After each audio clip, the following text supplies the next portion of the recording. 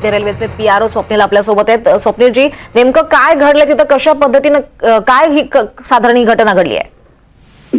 दिवा आणि मुंब्रा स्थानकामध्ये काही 4 ते 5 व्यक्ती जे आहेत हे ट्रेन मधनं खाली पडलेले आहेत अशी माहिती आपल्याकडे आलेली आहे। त्यांच्यासाठी आपण अँब्युलन्सची व्यवस्था केलेली आहे।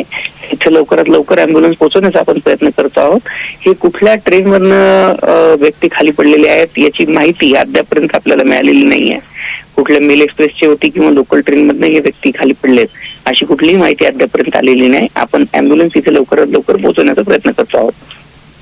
एक साधारण 5 ते 10 मिनिटात तिथे अँब्युलन्स पोहोचेल आणि त्यानंतर या घटनेचे बाकीचे डिटेल्स आपल्याला कळतील। हे प्रवासी कुठल्या ट्रेन मधनं प्रवास करत होते किंवा या प्रवाशांची बाकीची जी माहिती आहे ती आपल्याला त्यानंतर मिळू शकेल किंवा कुठल्या कारणामुळे एवढे प्रवासी अचानक हे खाली पडले याची माहिती देखील आपल्याला त्यानंतरच मिळू शकेल।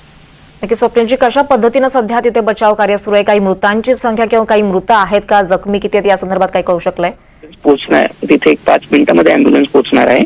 आपण अँब्युलन्स जे आहेत दिवा आणि कोपर या दोन्ही स्थानिकावरनं अँब्युलन्स आपण मागवलेली आहे। यामध्ये किती महिला पुरुष वगैरे यांची संख्या काय कळू शकते? अशी याच्या पुढची माहिती, कारण 5 लोक ट्रॅकवरती पडलेले आहेत इतकीच माहिती प्राथमिक आपल्याला मिळालेली आहे। याशिवाय बाकीची माहिती अद्यापर्यंत आपल्याकडे पोहोचलेली नाहीये। निश्चितच धन्यवाद स्वप्नीलजी, आपण ही